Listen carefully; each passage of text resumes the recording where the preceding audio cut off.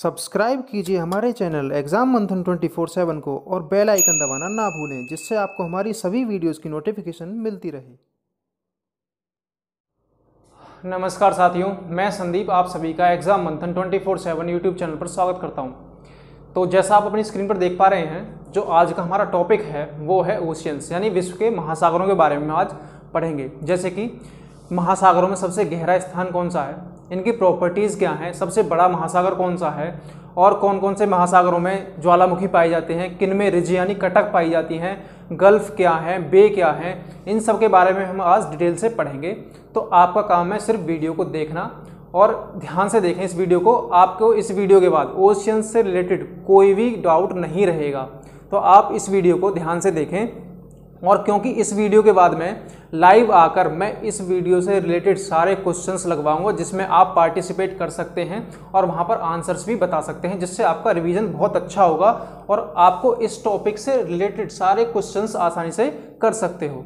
ठीक है, तो चलिए शुरू करते हैं। आज हम ओशियंस के बारे में पढ़ना। देखिए, आप सभी जानते हैं हमारी पृथ्वी पर जो जल है, हमारी पृथ्वी, जैसे ये हमारी पृथ्वी है, तो हमारी पृथ्वी पर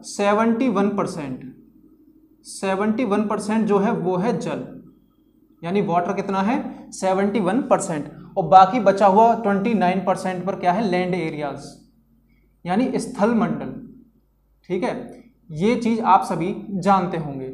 ये क्या हुआ कि जो 29% जो स्थल मंडल है, ये 29% पहले एक जगह इकट्ठा था, जिसे हम पैंथालासा बोलते थे, और इसे पेंजिया बोलते थे, और जो पानी का भाग है इसे हम पैंथालासा बोलते थे। ये एक जगह इकट्ठा था और धीरे धीरे प्लेट टेक्टोनिक मूवमेंट्स के कारण इसने फैलना शुरू किया, तो जिससे यहाँ पर हम महाद्वीपों का निर्माण हुआ और उसके बाद महासागरों का भी निर्माण हुआ। सबसे पहले एक ही वाटर बॉडी थी जिसे हम पैंथालासा बोलते थे। जब प्लेट टेक्टोनिक से मूवमेंट होना शुरू हुआ तो ये महासागरों में डिवाइड हो गए।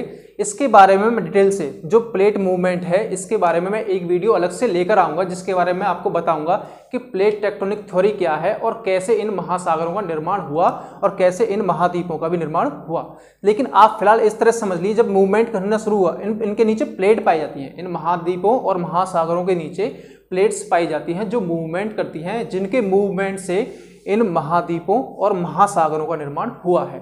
तो आपको ये चीज याद रखनी है कि महासागरों का निर्माण कैसे हुआ है, तो वो हुआ प्लेट टेक्टोनिक थ्योरी से, ना प्लेट टेक्टोनिक मूवमेंट से। तो आप सभी समझ गए होंगे 29% भाग पर क्या है स्थलमंडल और 71% भाग पर जो है वो है जल। अब हम ये चीज देखते हैं कि जो जल है हमारा, ये 71% भाग पर जो जल है वो किस तरह से डिवाइड है। देखिए, 71% का 97.5% जो पार्ट है वो खारा जल है, यानी लवणीय जल है, खारा जल। और बाकी जो बचा हुआ 2.5% भाग है ये शुद्ध यानी मीठा जल है, शुद्ध या मीठा जल। देखिए, लवणता क्या होती है, इस 97.5% जो महासागरों का जल है इसमें लवण यानी NaCl, जिसे हम नमक भी बोलते हैं, NaCl घुला हुआ है, जिसके कारण ये जो सारा पानी है महासागरों का ये कैसा है, खारा। और हमारी पृथ्वी पर जो उपस्थित 2.5%, इस 71% वाटर का 2.5% जो पानी है वो सिर्फ पीने लायक है, और ये किस रूप में उपस्थित है, बर्फ, नदियों और भूमिगत जल के रूप में ये उपस्थित है। लेकिन इस 2.5% में भी, इस 2.5% में भी 1.5%, जो 1.5% है वो बर्फ के रूप में है, जो ग्लेशियर्स हैं हमारे पहाड़ों पर वो 1.5% के रूप में उपस्थित है, जिससे हमारे पीने का पानी की बहुत ही कमी है। यानी जो हमारे पास उपस्थित जो पानी है पीने का वो सिर्फ 1% है, और जो ये 1% है ये हमारा पानी भूमिगत जल के रूप में है, जो हमारे पानी भूमि के नीचे पाया जाता है। तो आपको ये चीजें पता चली होंगी कि कैसा खारा पानी कितने पार्ट पर है, मीठा जल कितने पार्ट पर है, और पीने लायक पानी हमारे लिए कितना उपलब्ध है और कितना हमारा बर्फ के रूप में उपस्थित है। ठीक है, अब खारे पानी की बात करें तो खारापन है किसी भी समुद्र का वो हम किस तरह से नापते हैं। खारापन हम नापते हैं, जैसे मानो, पहले मैं इसे हटा दूं जरा, जैसे मैंने महासागरों में से पानी लिया, मैंने 1000 ग्राम पानी उठाया, इस महासागर में से मैंने 1000 ग्राम पानी उठाया, तो उसमें 1000 ग्राम में जो एवरेज सैलिनिटी है यानी कि जो लवणता है वो कितनी आती है 35 पर 1000 ग्राम। इसे हम इस तरह से डिनोट कर सकते हैं, यानी जो 35 ग्राम है, 1000 ग्राम हमने पानी लिया किसी भी महासागर से, सबसे लिए अगर एवरेज निकालेंगे तो एवरेज जो आता है वो आता है 35, यानी 1000 ग्राम में कितना है 35 ग्राम। तो ये एवरेज सैलिनिटी है। लेकिन सबसे ज्यादा जो लवणता पाई जाती है किस जगह पाई जाती है, तो तुर्की की एक झील है, तुर्की की वॉन लेक, यानी वॉन झील जो है, तुर्की की वॉन झील की जो लवणता है वो है लगभग 330 प्रति 1000 ग्राम। यानी 1000 ग्राम में अगर हम उस झील में से 1000 ग्राम पानी निकालें तो उसमें 330 ग्राम क्या मिलेगा हमें, लवण, यानी NaCl। तो ये सबसे खारी झील है हमारे यहाँ पर। और दूसरे नंबर पर आती है मृत सागर, दूसरे नंबर पर है मृत सागर। तो मृत सागर की जो लवणता है वो लगभग 238 प्रति 1000 ग्राम। यानी मृत सागर में से हम 1000 ग्राम जल निकालें तो उस जल में जो सैलिनिटी होगी यानी लवणता होगी, नमक जो घुला हुआ होगा वो होगा 238 ग्राम। तो आप ये समझ पाए होंगे कि खारापन किस चीज का सबसे ज्यादा है। यानी अगर आपसे क्वेश्चन में पूछे कि विश्व की सबसे खारे पानी की झील कौन सी है, तो वो है तुर्की की वॉन लेक, ठीक है। और ये मृत सागर की कितनी है 238 प्रति 1000 ग्राम। अब हम जानते हैं धीरे धीरे इन महासागरों के बारे में। देखिए महासागर जो हैं मुख्य रूप से हमारे 5 महासागर हैं। कौन कौन से 5 महासागर हैं? नंबर 1 पैसिफिक ओशियन, यानी कि प्रशांत महासागर। ये हमारी पृथ्वी है हमने माना, तो ये जो पार्ट है आपका यहाँ का और यहाँ का ये पार्ट, ये पीछे अगर घूमकर मिलेगा तो यहाँ पर भी पैसिफिक ओशियन है और यही पैसिफिक ओशियन का पार्ट है, तो ये एक ही ओशियन होगा। Number 1 Pacific ocean. Number 2 Atlantic ocean. देखिए ये अटलांटिक ओशियन है यहाँ से यहाँ तक, और नीचे जो है ये है सदर्न ओशियन।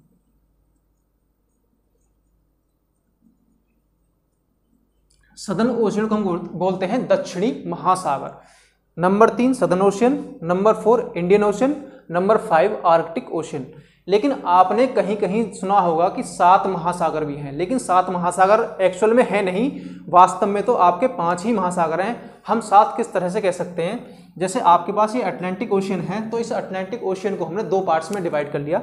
2 पार्ट्स कौन कौन से हैं? नॉर्थ अटलांटिक और नीचे वाला साउथ अटलांटिक। इसी तरह से पैसिफिक ओशियन जो है, पैसिफिक ओशियन का नीचे वाला पार्ट साउथ पैसिफिक ओशियन और ऊपर वाला नॉर्थ पैसिफिक ओशियन। ये नॉर्थ पैसिफिक ओशियन, ये साउथ पैसिफिक ओशियन। अब हम सबसे पहले जो पढ़ेंगे प्रॉपर्टीज वो पढ़ेंगे पैसिफिक ओशियन की। देखिए नंबर 1 पैसिफिक ओशियन जो है विश्व का सबसे बड़ा महासागर। नंबर 1 प्रॉपर्टी क्या हुई? सबसे बड़ा। जो आप सभी वीडियोस देख रहे हैं इन चीजों को साथ के साथ नोट करते चलें, जिससे आपको आगे कोई प्रॉब्लम ना हो। आप इन्हें एक बार रिवाइज कर लोगे तो सब चीजें आपको याद आ जाएंगी। नंबर 1 सबसे बड़ा महासागर, और इसका क्षेत्रफल कितना है? 16.5 वर्ग करोड़ किलोमीटर। नंबर 1 सबसे बड़ा, नंबर 2 इसका हमने एरिया बता दिया, क्षेत्रफल। नंबर 3 इसका साइज, जो इसका साइज है वो ट्रायंगुलर शेप यानी त्रिभुजाकार है, तो इसका जो आकार है लगभग त्रिभुजाकार है।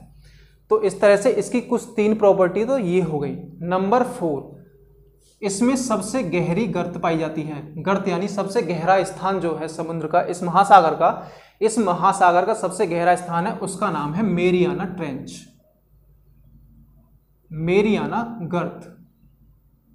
मेरियाना गर्त कहाँ पाई जाती है? पैसिफिक ओशियन में। तो वो लगभग यहाँ फिलीपींस के पास पर जो आपको ये पॉइंट दिख रहा है, तो ये मेरियाना गर्त यहाँ पर है।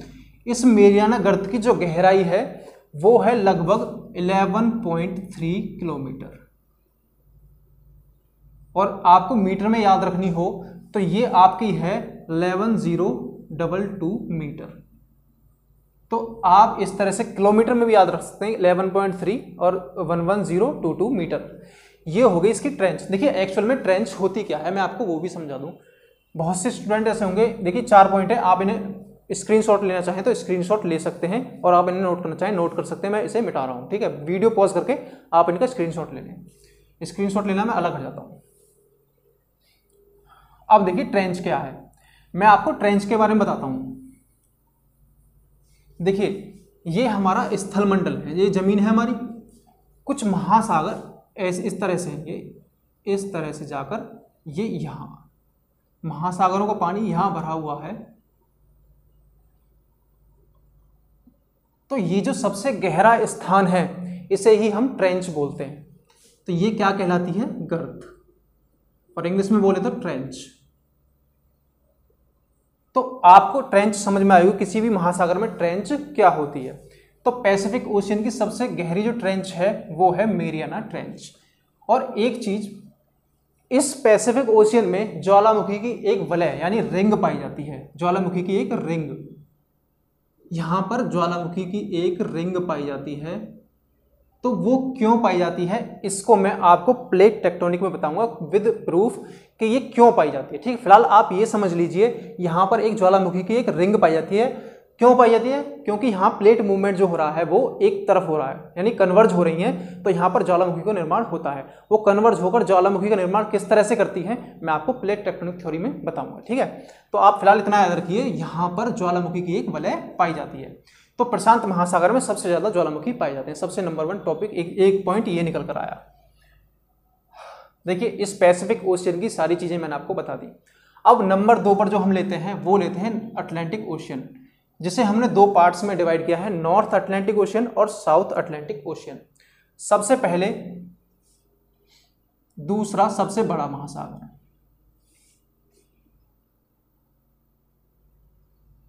दूसरा सबसे बड़ा महासागर। ठीक है, नंबर 2 क्या है, इसका क्षेत्रफल 8.3 वर्ग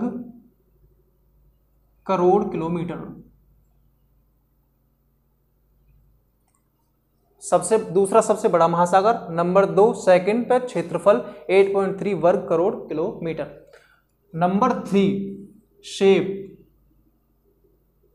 यानी इसका आकार किस तरीके का है। जैसा आप देख पा रहे हैं यहां पर जो इसका आकार है, यहां इसका आकार कुछ इस एस की तरह है, जो इंग्लिश अल्फाबेट है एस, तो उसकी तरह इसका आकार है। तो इसका मतलब इसकी जो शेप है वो एस टाइप की है। ठीक है, नंबर 3 पॉइंट हो गया ये। अब नंबर 4, इसमें इस महासागर में एक कटक यानी रिज पाया जाता है, जिसे हम बोलते हैं mid Atlantic ridge. Mid Atlantic ridge को हम डिनोट करें तो मिड अटलांटिक रिज जो है, रिज वो यहां पर है।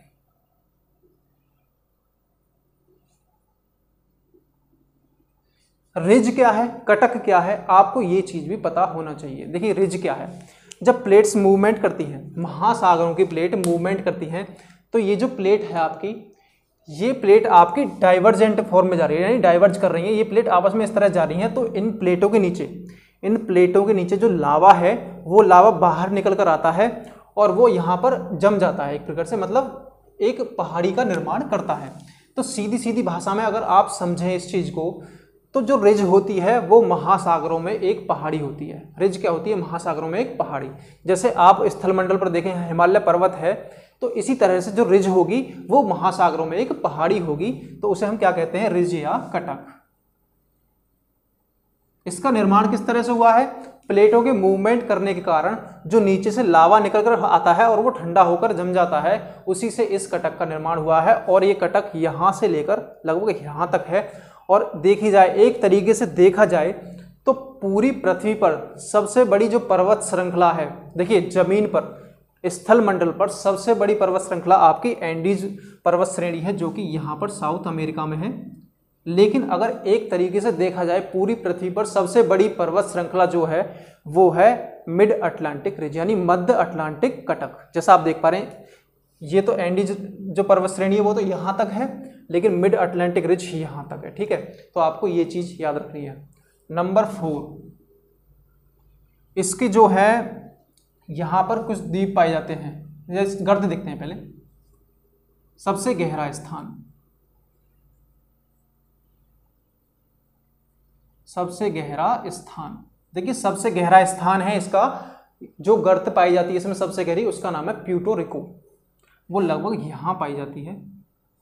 तो सबसे गहरा जो स्थान है इसका नाम है प्यूर्टो रिको। देखो बहुत सारी चीज़ें लिखवा रहा हूँ मैं, आप इन्हें साथ के साथ नोट करते रहोगे तो आप भूलोगे नहीं, क्योंकि अब मैं अगले ओशन के बारे में बताऊंगा तो ये चीज़ें मुझे बतानी पड़ेंगी, आप फिर भूल जाओगे। इन्हें आप साथ के साथ नोट करते चलो।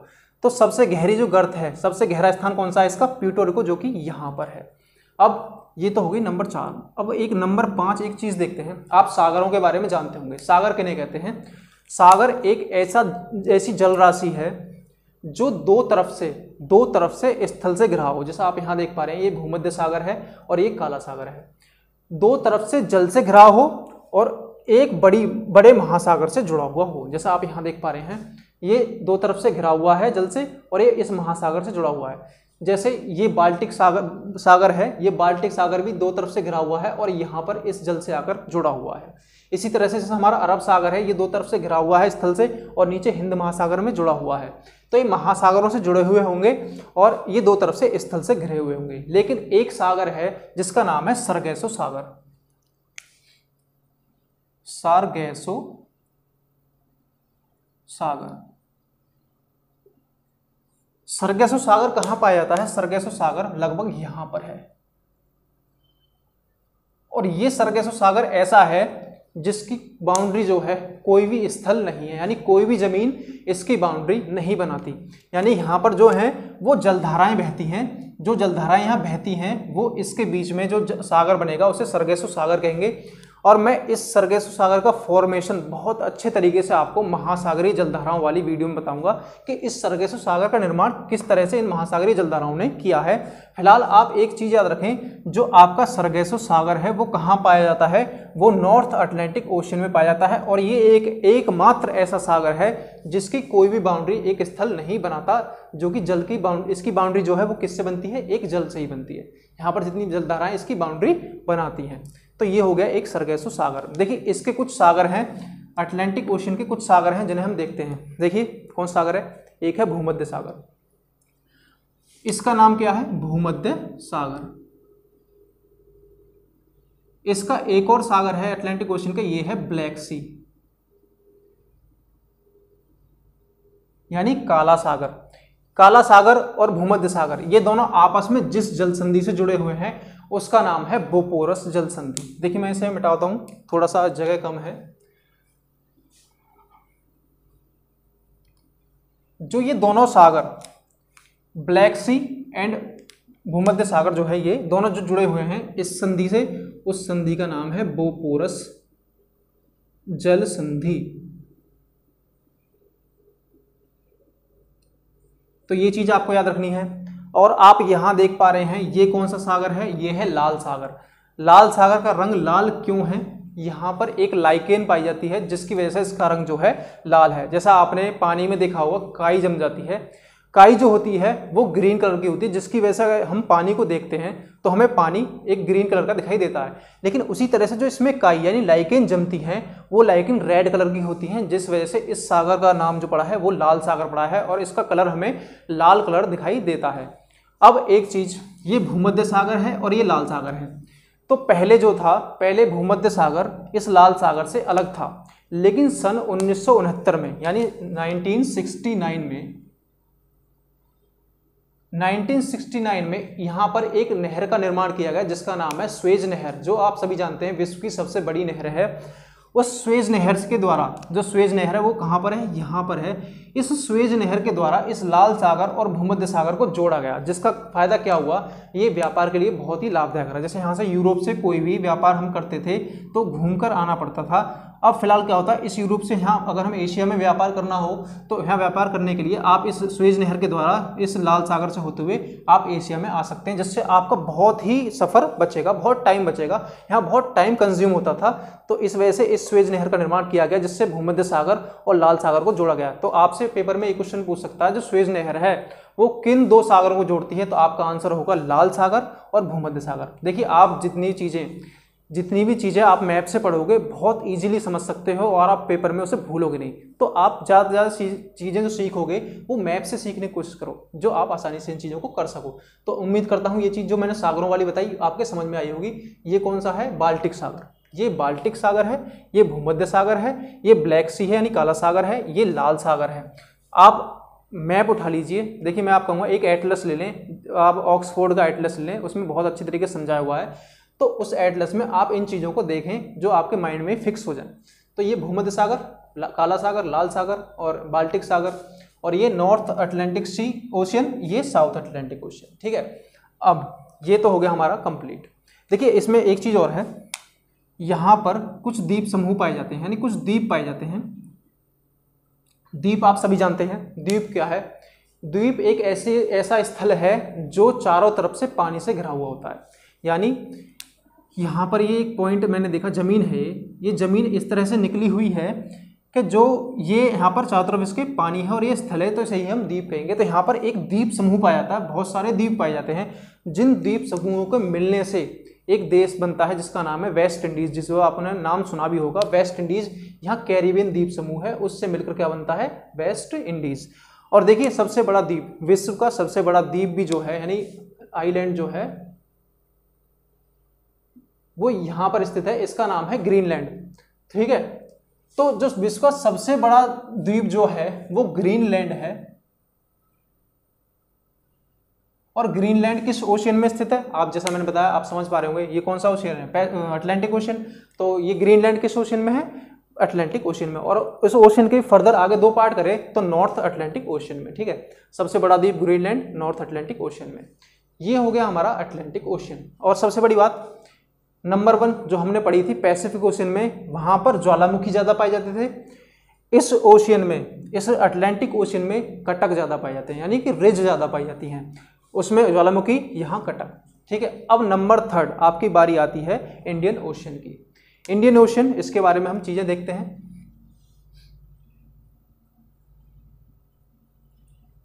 देखिए, इंडियन ओशियन क्या है?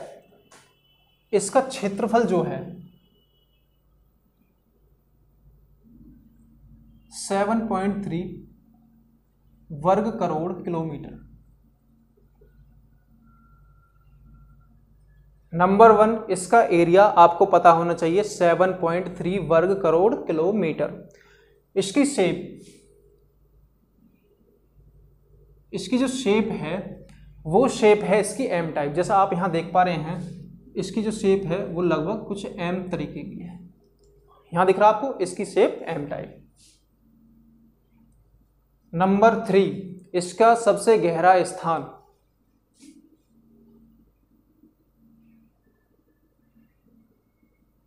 सबसे गहरा स्थान है सुंडा ट्रेंच। जिस ट्रेंच का नाम मैंने आपको बताया था, जो सबसे गहरा स्थान होता है महासागरों में, उसे हम ट्रेंच बोलते हैं। वो कौन सी है? सुंडा ट्रेंच। वो लगभग यहां पाई जाती है। कहां? यहां पर, सुंडा ट्रेंच। आप यहां नाम यहां लिख देता हूं मैं, वहां जगह कम है तो आप इस नाम को यहां लिख लीजिए, सुंडा गर्त। नंबर 4 मोस्ट इंपॉर्टेंट, जो सबसे मोस्ट इंपॉर्टेंट है, ये एकमात्र ऐसा महासागर है जिसका नाम किसी देश के नाम पर रखा गया है, जो कि है इंडिया। यानी कि इसका नाम क्या है? Indian ocean. हिंदी में बोले तो हिंद महासागर।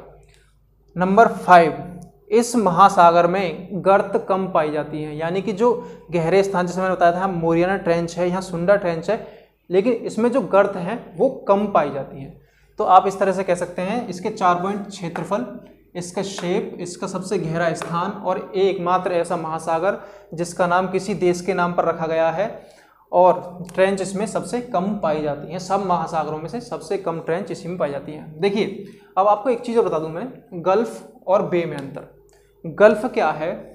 गल्फ एक ऐसी जल राशि है जो 3 तरफ से स्थल से घिरा हुआ है। बे भी एक ऐसी राशि है जो 3 तरफ से जल से घिरी हुई है। लेकिन अंतर क्या है, जो गल्फ है उसका जो मुंह होगा, माउथ होगा, वो बहुत ही पतला होगा। जैसा आप यहाँ देख पा रहे हैं, ये पर्शियन गल्फ है, इसका जो माउथ है ये बहुत पतला है। पतला होने के साथ ये लंबा होगा, ठीक है, इसकी गहराई अधिक होगी, तो इसका मतलब यहाँ तक गहरा है, तो ये क्या होगी, गल्फ। अब आपसे बे के बारे में पूछे तो बे का मतलब क्या है, वो भी 3 तरफ से जल से स्थल से घिरा हुआ होगा, लेकिन उसका मुंह जो होगा वो खुला हुआ होगा, ज़्यादा चौड़ा होगा और उसकी गहराई भी कम होगी। जैसा आप इस बे ऑफ बंगाल को देख पा रहे हैं, जो इसका मुंह है ज़्यादा खुला हुआ है और इसकी गहराई भी अपेक्षाकृत कम है इसके मुंह की अपेक्षा, ठीक है। तो आप गल्फ यानी खाड़ी, बे और बे में भी अंतर समझ गए होंगे। तो ये होगा गल्फ और बे में अंतर। जैसे आप यहाँ देख पा रहे हैं गल्फ ऑफ मैक्सिको, ठीक है, इसका मुंह संकरा है और ये अंदर तक गहरा है। ये हडसन बे, ये बे क्यों है, इसका मुंह ज़्यादा खुला हुआ है और ये कम गहरी हुई है। ये चीज़ें आपको कनेक्ट करनी है, आप इन चीज़ों को मैप से समझ सकते हैं, कहाँ पर बे है और कहाँ पर गल्फ है, ठीक है। नंबर 3 ये हो गया। अब नंबर 4 देखते हैं हम, सदर्न ओशियन यानी कि दक्षिणी महासागर। दक्षिणी महासागर जो है ये हिंद महासागर के इधर दक्षिण में है और अटलांटिक ओशन के भी दक्षिण में है। ये ठंडा महासागर है एक प्रकार से, लेकिन सबसे ठंडा नहीं है, ठंडा महासागर है और यहाँ पर बर्फ ज़्यादा पाई जाती है। क्या पाई जाती है, बर्फ ज़्यादा पाई जाती है और इसकी जो आकृति है वो ओ टाइप की है। ये जो है नीचे आप देखते होंगे, पृथ्वी है हमारी, पृथ्वी गोल है। अगर हम इसे नीचे से देखें, पृथ्वी को नीचे की तरफ से देखें तो अंटार्कटिका महाद्वीप नीचे है, तो अंटार्कटिका महाद्वीप कुछ इस तरीके से और ये जो महासागर है इस तरह से यहाँ पाया जाता है। तो इसका मतलब इसकी जो शेप होगी वो ओ टाइप होगी, अल्फ़ाबेट क्या होगा, अंग्रेजी अल्फ़ाबेट के ओ टाइप की शेप होगी, ठीक है।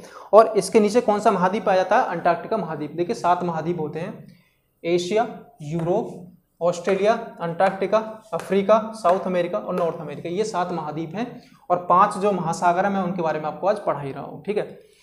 अब सदर्न ओशियन हो गया। सदर्न ओशियन के बाद आते हैं हम अब आर्कटिक ओशियन। जैसा आपको सबसे ऊपर दिख रहा है, नॉर्थ पोल पर कौन सा ओशियन है, आर्कटिक ओशियन।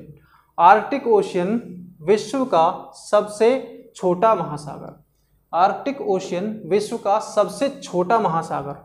और चलो मैं लिख के बताता हूँ, आप भूल जाओ कभी, इस चीज को मैं लिख देता हूं, आप साथ के साथ नोट करते हुए चलें। नंबर 1 सबसे छोटा,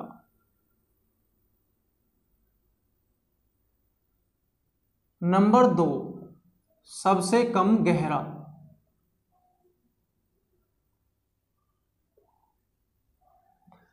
नंबर 2 सबसे कम गहरा, नंबर 3 सबसे ठंडा। इस आर्कटिक ओशन की क्या खासियत है, सबसे छोटा महासागर, सबसे कम गहरा महासागर, सबसे ठंडा महासागर। और इस महासागर में हमेशा बर्फ जमी रहती है। क्या रहती है, बर्फ जमी हुई रहती है। आपसे एक चीज भी पूछ सकता है कि श्वेत सागर यानी कि व्हाइट सी कहाँ पाया जाता है, व्हाइट सी भी इसी आर्कटिक ओशन में पाया जाता है और वो सी लगभग व्हाइट सी यहाँ पर है। ये कौन सा है, व्हाइट यानी श्वेत सागर, व्हाइट सी। अच्छा, अब एक चीज और है, यहाँ पर धीरे धीरे बर्फ पिघल रही है। यानी जो बर्फ है, आप सभी जानते हैं जलवायु परिवर्तन के कारण पृथ्वी का टेम्परेचर बढ़ रहा है। टेम्परेचर बढ़ने से जो इसकी बर्फ है उसने पिघलना शुरू कर दिया है और जिसके पिघलने के कारण यहाँ पर लाइकेन्स उत्पन्न हो रही है, यानी लाइकेन की उत्पत्ति हो रही है। तो इसी घटना को, बर्फ पिघलने के बाद यहाँ पर लाइकेन उगने को हम आर्कटिक ग्रीनिंग कहते हैं। यहाँ पर यानी इसका हरितकरण हो रहा है, यानी यहाँ पर ग्रीनिंग हो रही है। तो इस वजह से हम इसे क्या बोलते हैं, आर्कटिक ग्रीनिंग। तो इसके बारे में आपने क्या जाना आर्कटिक ओशन के बारे में, सबसे छोटा महासागर, सबसे कम गहरा महासागर, सबसे ठंडा महासागर और यहाँ पर बर्फ जमी रहती है और बर्फ अब धीरे धीरे यहाँ पर पिघल रही है। किसके कारण, जलवायु परिवर्तन या फिर ग्लोबल वार्मिंग के कारण। और उसके पिघलने से, बर्फ के पिघलने से यहाँ पर लाइकेन्स उत्पन्न हो रही हैं और उसी को हम, इस घटना को क्या नाम देते हैं, आर्कटिक ग्रीनिंग।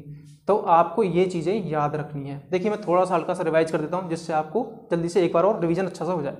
सबसे पहले पैसिफिक ओशन। पैसिफिक ओशन सबसे बड़ा महासागर, क्षेत्रफल मैंने आपको बता ही दिया 16.5।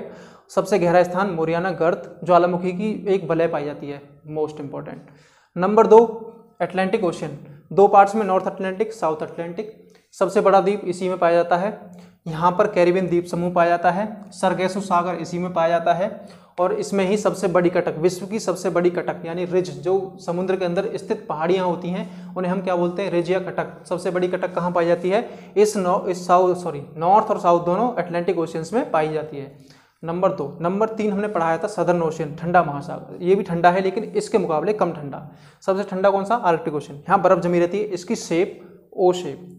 ठीक है, अब आई बारी इंडियन ओशियन यानी हिंद महासागर की। हिंद महासागर की जो शेप है वो क्या है, एम शेप, और ये किसी देश के नाम पर इसका नाम होने वाला पहला महासागर है, एकमात्र महासागर ऐसा जिसका किसी देश के नाम पर नाम पड़ा हुआ है। इसका क्षेत्रफल मैंने आपको बताया 7.3 वर्ग करोड़ किलोमीटर। इसके सबसे गहरा स्थान सुंडा ट्रेंच। ठीक है, ये चीज़ें आपको याद रखनी है, इसमें गर्त कम पाई जाती है। नंबर 5 आर्कटिक ओशियन, सबसे छोटा, सबसे कम गहरा, सबसे ठंडा, बर्फ अधिक, बर्फ पिघल रही है ग्लोबल वार्मिंग के कारण, और पिघलने के कारण यहाँ पर लाइकेन उत्पन्न हो रहे हैं। लाइकेन उत्पन्न होने की इस घटना को क्या कहते हैं, आर्कटिक ग्रीनिंग। लेकिन एक चीज़ और आप समझ लें, मैंने आपको बता दिया पैसिफिक ओशियन में, लेकिन यहाँ ऑस्ट्रेलिया महाद्वीप के ईस्ट में यहाँ पर एक ग्रेट बैरियर रीफ पाई जाती है, यानी कि यहाँ लाइकेन मूंगा चट्टानें पाई जाती हैं। मूंगा क्या है, मूंगा एक ऐसा जीव है जिसके ऊपर एक कैल्शियम का कवर होता है। जब वो मरता है मूंगा जीव, जैसे यहाँ समझें आप, ये कोई मूंगा जीव है, इसके ऊपर कैल्शियम का कवर पाया जाता है। ये जब मरता है तो दूसरा मूंगा जीव जो जन्म लेता है वो इसके ऊपर लेता है। ये मरेगा तो एक और जन्म लेगा, ये मरेगा एक और जन्म लेगा। इसी तरह से ये जमते जमते एक चट्टान नुमा संरचना बना देते हैं, और कभी कभी ये ऊपर जल से ऊपर निकल आते हैं, तो इन्हें हम क्या बोलते हैं, मूंगा द्वीप या मूंगा चट्टानें, और पानी के अंदर रहती है तो इन्हें हम बोलते हैं रीफ। यानी ये यहाँ पर ग्रेट बैरियर रीफ सबसे अधिक पाई जाती है। कहाँ पर, सबसे बड़ी रीफ कौन सी है, ग्रेट बैरियर रीफ ऑस्ट्रेलिया के ईस्टर्न कोस्ट पर, यानी समुद्री इसके पूर्वी तट पर पाई जाती है ग्रेट बैरियर रीफ। और हुआ क्या है, हाल ही में ग्लोबल वार्मिंग के कारण ये ग्रेट बैरियर रीफ जो है इसका क्षरण होना शुरू हो गया है। इसके क्षरण होने से हमें नुकसान है या फायदा है, ये चीज़ आप सोचकर बताइए। देखिए, इसके क्षरण होने से हमें नुकसान है। जो प्रकाश संश्लेषण की क्रिया होती है, प्रकाश संश्लेषण की क्रिया सबसे अधिक महासागरों में होती है, और उसके द्वारा विश्व की 91% ऑक्सीजन, विश्व की 91% ऑक्सीजन इन्हीं प्रकाश संश्लेषण जो महासागरों में होता है उसी से ऑक्सीजन निकलती है। और ये लाइकेन सबसे ज़्यादा, ये जितने भी लाइकेन मूंगा द्वीप हैं, ये सब समुद्र की वनस्पतियाँ हैं, ये अगर ख़त्म होंगी तो ये ऑक्सीजन का प्रोडक्शन नहीं कर पाएंगी। ऑक्सीजन कम प्रोड्यूस होगी तो आगे आने वाले टाइम में समस्याएं उत्पन्न हो सकती हैं। ठीक है, तो आपको ये चीज़ पता होनी चाहिए। ग्रेट बैरियर रीफ कहाँ पर है, पैसिफिक ओशियन में। कहाँ पर है, पैसिफिक ओशियन में, और ऑस्ट्रेलिया के ईस्टर्न कोस्ट यानी पूर्वी तट पर पाई जाती है। तो ये कुछ चीज़ें ऐसी थी जो मैंने आपको महासागरों के बारे में बताई है। अगर आपको ये वीडियो अच्छी लगी हो तो वीडियो को लाइक जरूर करें। इससे अगली वीडियोज़ में देखिए मैं आपको एक पैटर्न के थ्रू पढ़ाऊंगा। आपको क्या करना है, वर्ल्ड ज्योग्राफी, ओशनोग्राफी, जियोमॉर्फोलॉजी, इन चीज़ों को पढ़ाऊंगा आपको। तो आपको एक पैटर्न के साथ पढ़नी है, कनेक्ट करते हुए। अगर मैं आपको ये महासागर नहीं बताता, अगर मैं आज आपको महासागर नहीं बताता, तो अगली वीडियो में आपके लिए महासागरीय जलधाराओं की लेकर आऊँगा, तो आप महासागरीय जलधाराएं समझ नहीं पाते। तो इस तरह से महासागर मुझे बताने जरूरी थे सबसे पहले। तो एक पैटर्न के साथ चलेंगे, एक चीज़ को आपस में कनेक्ट करते हुए। सबसे पहले ये बताया, फिर महासागरीय जलधाराएं, फिर सैलिनिटी, फिर उसके बाद हम पृथ्वी की तरफ बढ़ेंगे, उसकी संरचना के बारे में देखेंगे। ठीक है, तो आपको ये चीज़ें आपस में पढ़नी है। अब आपका एक काम और है, इस वीडियो को बहुत ध्यान से देखें, और इसे देखने के बाद मैं अब नेक्स्ट लाइव आऊँगा इस चैप्टर से, यानी इस महासागरों के चैप्टर से जितने मैक्सिमम क्वेश्चंस हो सकते हैं विद 4 ऑप्शंस मैं लेकर आऊँगा। आपको वहाँ पार्टिसिपेट करना है, सही जवाब देना है, जिससे आपकी देखो रिवीजन अच्छा होगा। मेरा कोई फ़ायदा नहीं, रिवीजन आपका अच्छा होगा। अगर आप आओगे तो आपका ही फायदा है। ठीक है, रिवीजन अच्छा होगा। उन क्वेश्चंस को आप नोट कर लीजिए, मैं आपको पीडीएफ भी दूंगा, पीडीएफ आप प्रिंट निकलवा लीजिए, बाद में याद कर सकते हैं। ठीक है, बहुत अच्छी चीज़ें हैं हमारे चैनल पर, आपको कंटेंट बहुत अच्छा मिलेगा। आप हमारा साथ दीजिए, हम भी आपके साथ रहेंगे। ठीक है, तो इस वीडियो को, यदि आपको ये वीडियो अच्छी लगी हो तो लाइक करें, कमेंट में भी बताएं, और इस वीडियो को शेयर भी करें। ठीक है, आज की वीडियो में इतना रखते हैं, मिलते हैं अगली वीडियो में क्वेश्चंस के साथ। Thank you.